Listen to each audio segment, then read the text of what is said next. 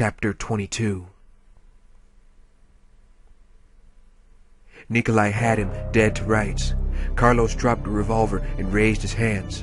He had to buy some time. Talk to him. Get his attention. Jill needs you to come back with or without the vaccine. Hola, dickhead, Carlos said lightly. I wondered if I was going to see you again after our ride out of town got blown to shit. A monster did it, believe it or not. So what's your story? Kill anything interesting lately? From behind the tall shelf unit jutting out from one wall, somebody groaned in pain. Nikolai didn't look away, and Carlos could see that he'd taken the right tact. Nikolai was smug, irritated, and intrigued. I'm about to kill you, so no, nothing interesting.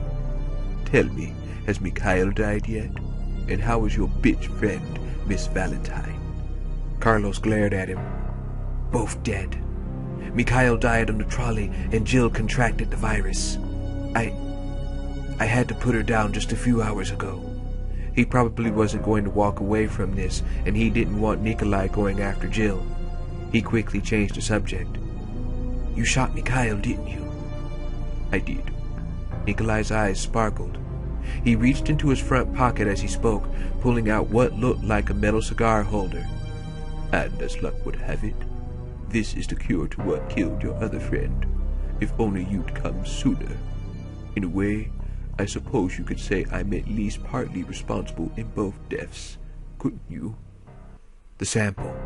The only thing that could save Jill now, and Carlos was being held at gunpoint by the madman who held it. Think of something! There was another gruff wail of pain from behind the shelf. Carlos tilted his head and could see a man slumped in the back corner of the room, just visible between two stacks of files.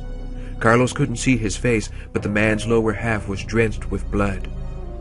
And that guy makes 3, Carlos said, desperately trying to keep the conversation going, trying not to stare at the silver case that Nikolai held up. Aren't you a go-getter? Tell me, is this a means to an end, or do you like killing people?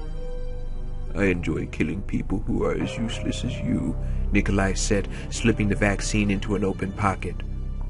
Can you think of one reason you deserve to live? Another moan came from the dying man behind the shelf.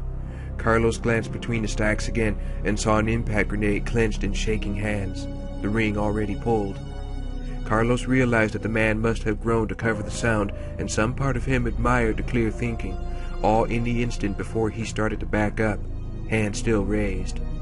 The grenade was an RG-34, the same kind that Carlos had tucked in his vest, and he wanted as much distance as he could get. Make it look good. I'm an excellent shot. I have a generous nature, and I floss every day, Carlos said, backing up another step, trying to appear that he was deeply afraid and covering it up with bravado.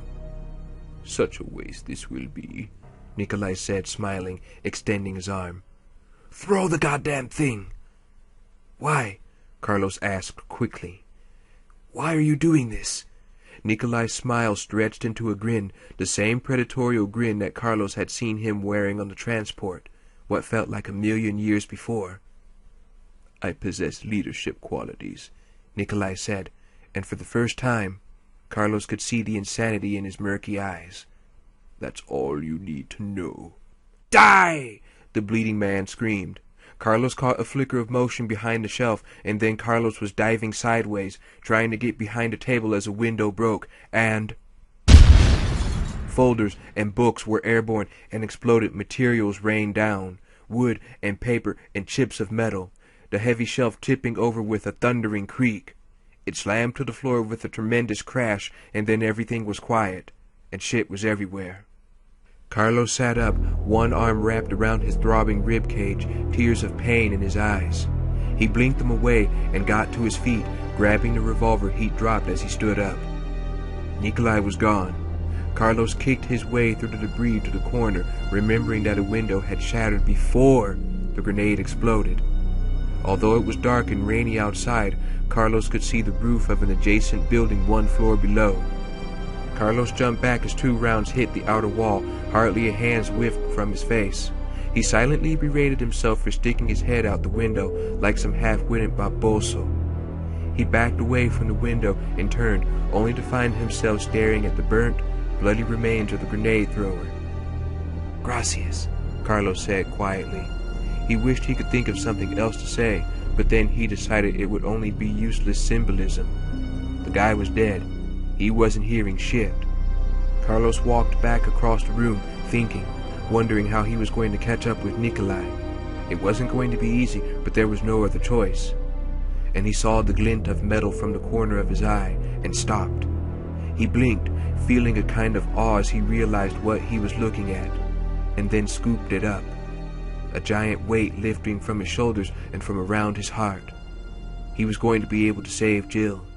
The crazy pendejo had dropped the vaccine.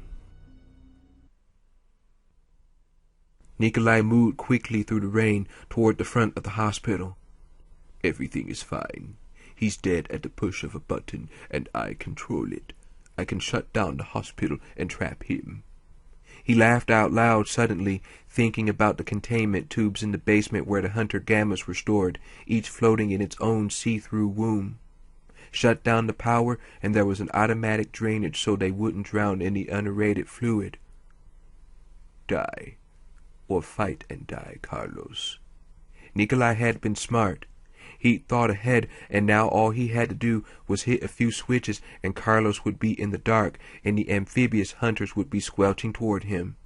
And maybe Carlos would actually be dead before the hospital was blown apart. But he was dead no matter what.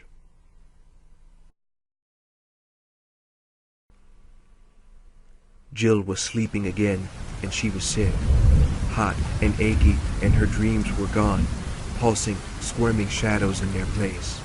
Shadows with textures, rough and wet, nausea warred with an unfulfilled emptiness, with a dying thirst and a growing heat.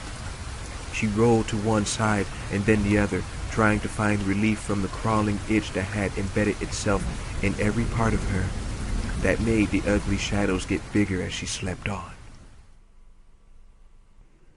Carlos found needles, syringes, and a half bottle of betadine in a doctor's office on the 3rd floor. He also found a cabinet full of drug company samples and was trying to decipher the labels, looking for a mild painkiller, when the lights went out. Shit! He put down the sample, trying to get his bearings in the sudden dark. It took him about a second and a half to decide it was Nikolai, and a second longer to decide he needed to get out, and get out fast. Nikolai probably hadn't shut down the power just to make him stub his toe in the dark. Whatever Nikolai was planning, Carlos thought he'd take a rain check. He edged out of the room and into the hall, moving slowly, his hands out in front of him. Just as he reached the stairwell, the hospital's emergency backup lights hummed into soft red life. The effect was otherworldly, the light just bright enough to see by, casting everything in murky shadow. Carlos started down the stairs, taking them 2 at a time, thumb on the hammer of the python. He ignored his aching side, deciding that he'd collapse later, when he wasn't in such a hurry. He only knew of 2 options for getting out of the hospital: the window Nikolai had jumped from and the front door. There were certainly more, but he didn't want to waste time trying to find them. In his experience, most hospitals were mazes. The front door was his best bet. Nikolai probably didn't think Carlos had the nerve to charge straight out of the most obvious exit, or so Carlos hoped. He'd reached the landing between the 1st and 2nd floors when he heard a door crash open somewhere far below, echoing up the stairwell, making him freeze.